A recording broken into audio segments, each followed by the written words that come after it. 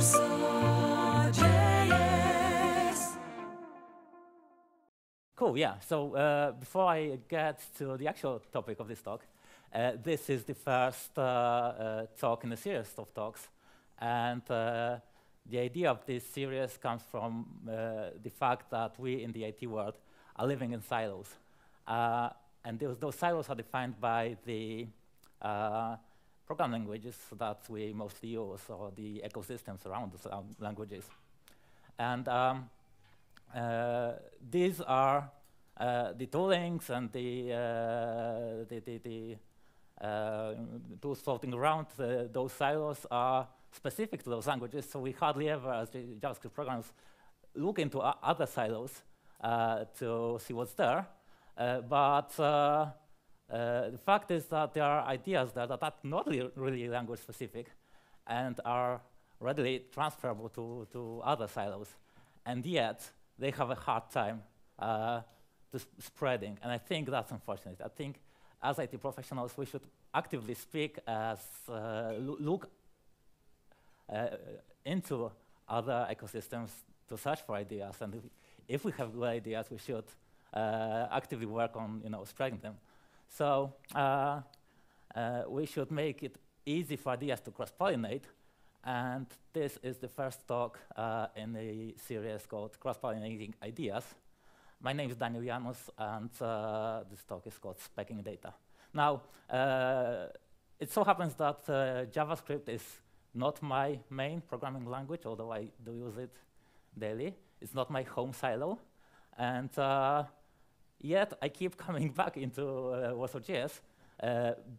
And one of the reasons for that is because I want to stay in touch with another community, especially as great as a community as this one.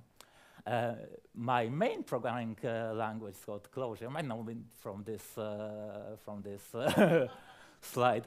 It's actually a photo taken at the Euroclosure conference in 2016 in Warsaw, where I gave a talk. And this is not a talk about Clojure, this one here today. So you just need two things about it. First, it's a Lisp, it's a dialect of Lisp that compiles down to Java virtual machine bytecode, but there's also a dialect called ClojureScript that compiles down to JavaScript. And the second thing is that we in the Clojure world are obsessed about data. All the time, we ask questions like, where does this data come from? How do I transform them? What transformation pipelines do I need to build around them? What does this data need to go to next? We make the data immutable and use functional persistent data structures so that we don't need to build elaborate data access layers above it. We drill down into data, we think in terms of data, we love data. And the way we express this data is called Eden, extensible data notation. It's kind of like JSON that you all know. As you can see on this kind of comparison, JSON on the left, Eden on the right. It has this weird delimiting and white spacing rules, but otherwise it looks pretty much the same. It does support some other a wider range of data types than JSON does. For example, it has native support for unordered sets, like you can see on this favorite meetups field. But also, it has this support for these things that start with a colon, and we call them keywords. And they are kind of like ES6 symbols. They do have textual content, but they are less about that textual content itself and more about the identity and more about the things that they name. So very often we use them as keys in what we call maps and what JSON calls objects. So that's Eden. One other thing about keywords is that they can be namespace. So they can have these slash characters in them. And if they do, then the part of the name to the left of the slash denotes the domain or the wider context where this keyword is used, and the part to the right is the actual name. So this would be the more maybe idiomatic Eden. Right, so we are now ready to come to the topic of this talk, speccing data. What I mean by speccing, specifying. I mean writing specifications or schemas. That's the same thing. That's the words that I'll be using interchangeably. A schema is a formal specification in some formalized language or notation of how the data is going to look like, what shape it's going to have. Is it an array? Is it an object? If it's an object, what field does it consist? What are those values of the fields? If it's an array, what does it consist of? Are those members homogeneous or heterogeneous? Things like that. So what should the data look like? What do we want to write spec? There's obviously a whole range of applications, and the most obvious one is validation, right? Does this data conform to this spec or schema or not? But that's only part of the puzzle, because this only gives you a yes/no answer, where you want more. If it doesn't conform, then you want to know why. If it does conform, you probably want to be able to build the representation of this data in the domain objects that you have defined in your application. And then there's more things you can do. You can reverse the direction of the arrow and say, given this schema, what data could I get that conforms to it? And of course, it serves as documentation, not just to machine tooling, but the human readers alike. So this is a kind of very general, very wide topic, and there's a lot of angles that you could attack with. And you probably are familiar with some of this, especially when you use a typed language like TypeScript. You could define TypeScript types that describe a passport and person and say, okay, these are my types, and maybe I can cast this object that I got from some API into a person type. So that's fine, and that's super nice because it has very low overhead, and you get first-class support from the compiler. That gives you errors when you try to pass around data that are not what they should be. But there are problems. The biggest problem is that it only works at compile time. At runtime, the best you could do is cast, and maybe if you get a class cast error, typecast error, then there's a non-conformance, but you aren't able to tell what the problem was, if there was a problem. And then the second problem is that existing type systems are not really that expressive.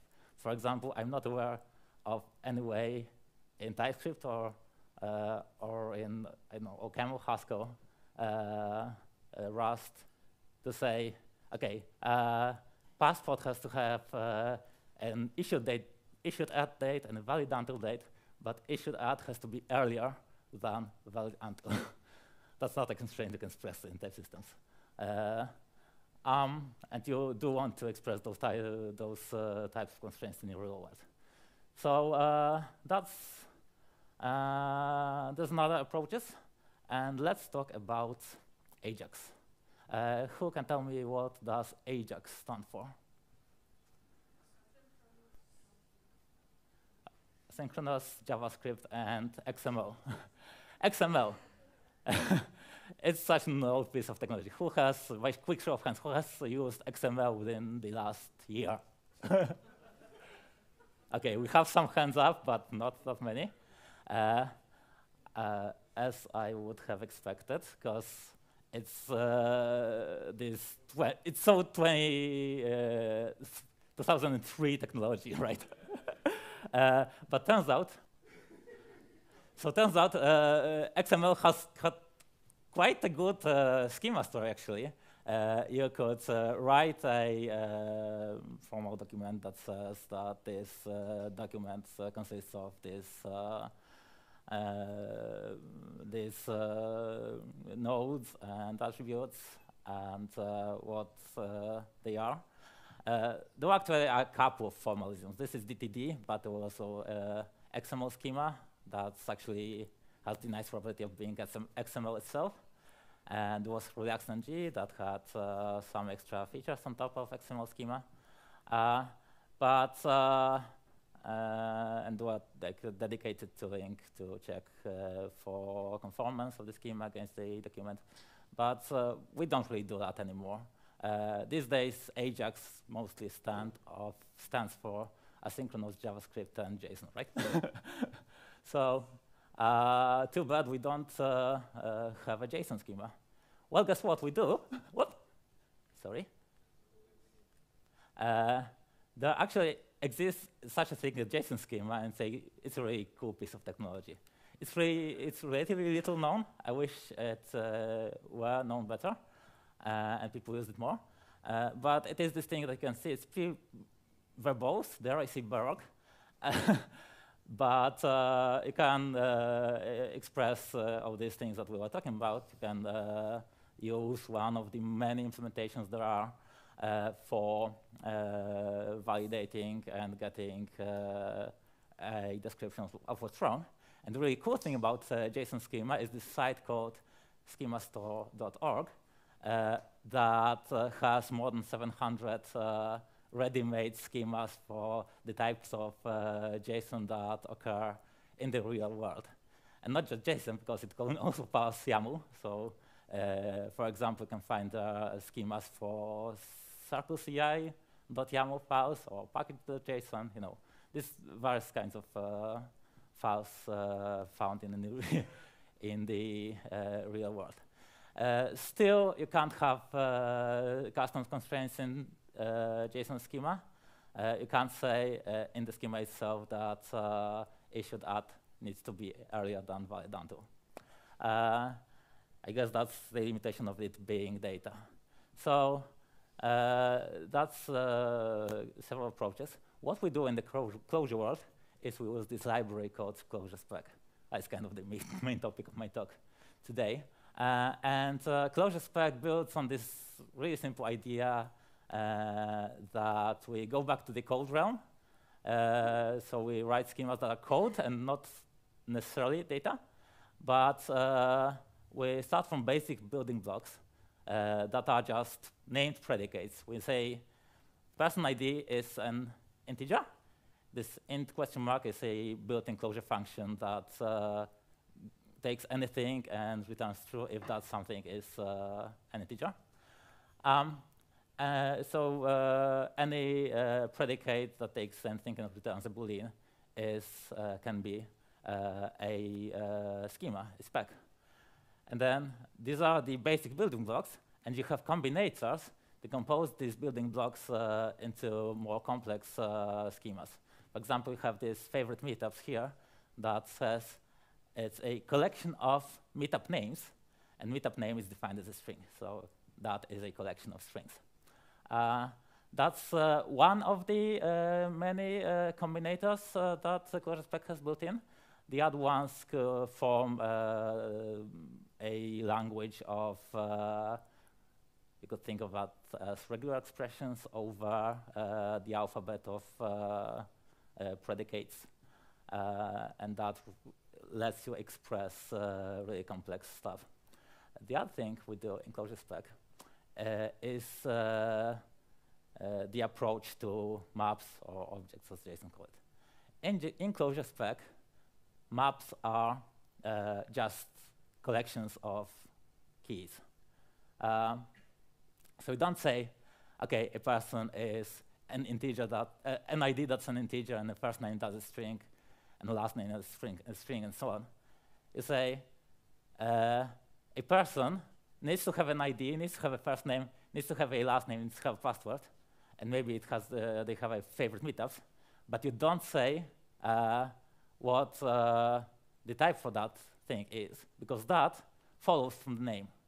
So the kind of corollary from this is that you better pick good names, you better use namespace keywords, and names really matter in ClojureSpec.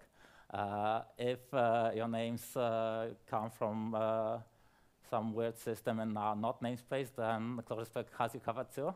But it really encourages giving meaningful names to keys in maps. And turns out that you can do a lot with this custom, with these two slides that we have.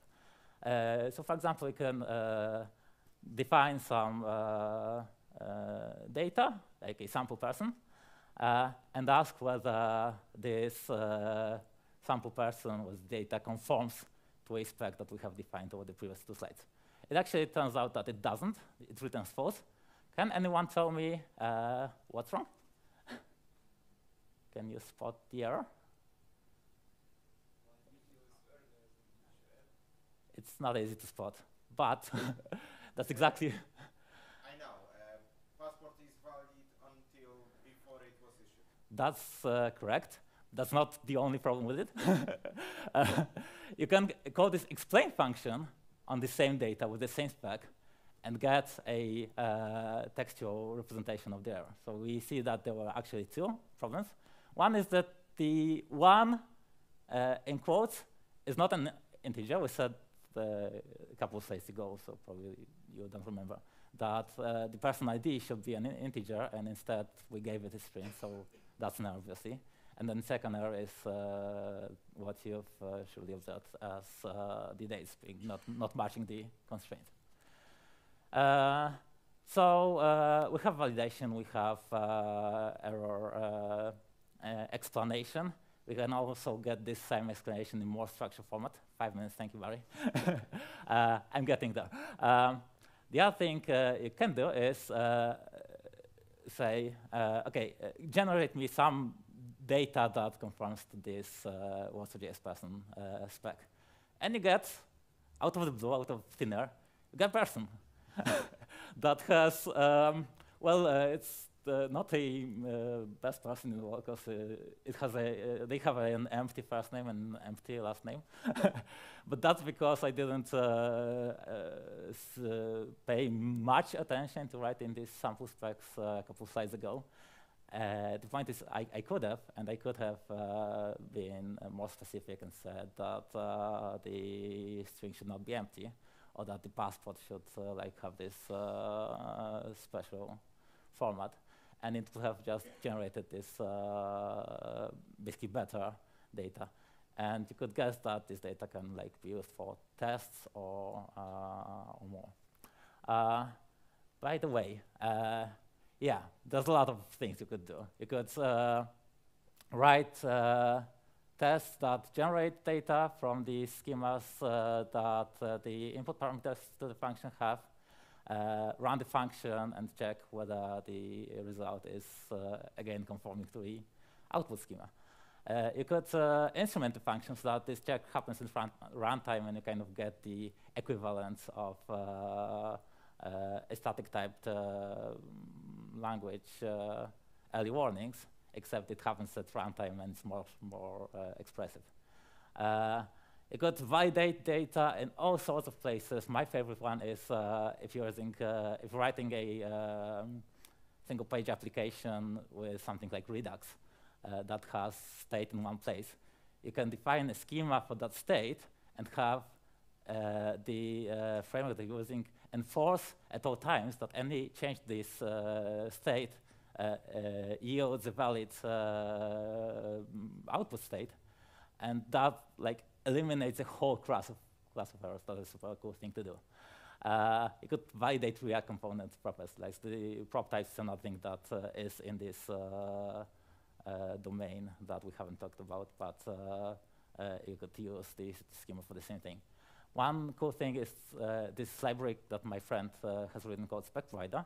that is able to, given sample data from the real world that you don't know what the schema is, for them to just infer the schema based on what it sees. And this lets you, this gives you a starting point for writing an actual schema. You can start from there and refine it rather than starting from scratch. Yeah, I'm getting to the end. There is actually a JavaScript library called JSpec that is not an exact implementation of Clojure but it has many of the same ideas. There's a lot of other libraries. There's this great talk by Rich Hickey that gives insights into how Spec came around to be and what were the design reasons for it. If you have a spare hour, I really recommend it. I think that's it. Well, that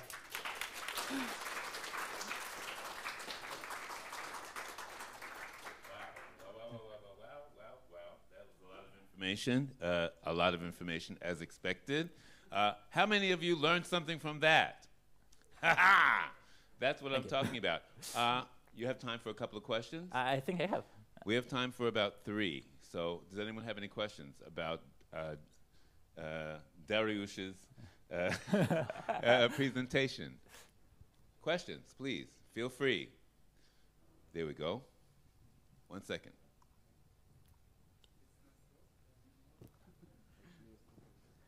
Okay, hi. I guess like one of obvious areas for using this is validation. Like for the front end, it's obviously validation schemas on the UI and on the back end. And like, can you share like any maybe hints, tips, like do you do this and how? Yeah, sure. So obviously, it's like I haven't talked about this, but there is a cost to writing schemas because it's extra code that you need to write and that you need to maintain. So it doesn't like it's maybe overkill to write schemas for every single piece of data that your program touches, but it very definitely makes sense to do it at kind of the crucial points. And by crucial points, I mean the points where the data enters your system and leaves your system, and maybe enters the subsystems, like at the boundaries of modules. That's where it makes sense to validate. For example, if you're calling an API, you get some result back. At this point, you can validate. If the API gives you a nonsensical result, then give an early warning. And if it makes sense, then build a representation of it that every downstream consumer can rely on. Yeah, I think that's the answer. That was a good answer for you. Good enough?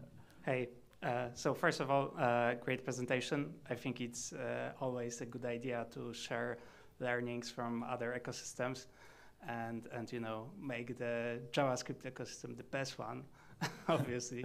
I will have one remark and one question. So first, I feel obligated to mention that in TypeScript we have something I think quite similar, which is called Zod library, right? Which allows you to create these schemas and like validate them with like custom functions and also create opaque types, like, and it also has pretty rich ecosystem of different libraries. Please and use tools. it. I'm not aware of. I was not aware of it, but I'll check it out.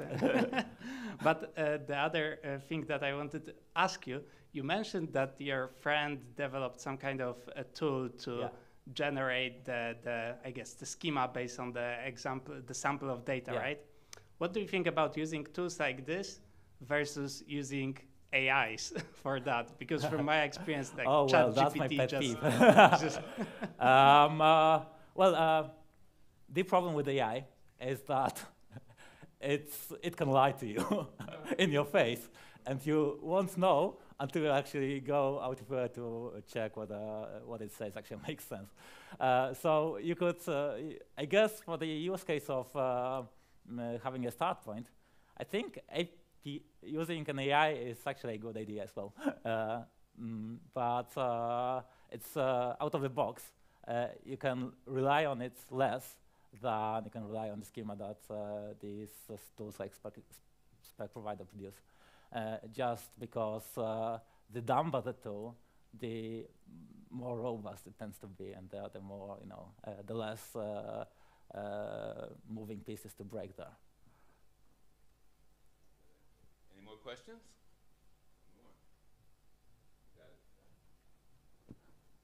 So, as you mentioned, nobody uses XML anymore. And I was wondering, do you have any thoughts why that might be? I mean, as you showed, and yeah, I guess it's kind of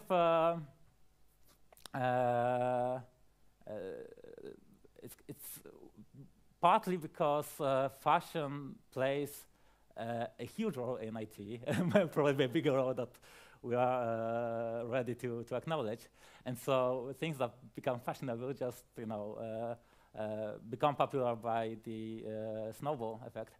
But also XML has this overkill feel to it. Like it has this distinction between document and data. It has a distinction between attributes and nodes, and you need to decide whether some piece of data has to be an attribute of some other node or a subnode in itself. That's really not part of the tower of the data itself, so to speak. And so JSON is much simpler than XML. Probably simplicity made a huge part of why it eventually prevailed.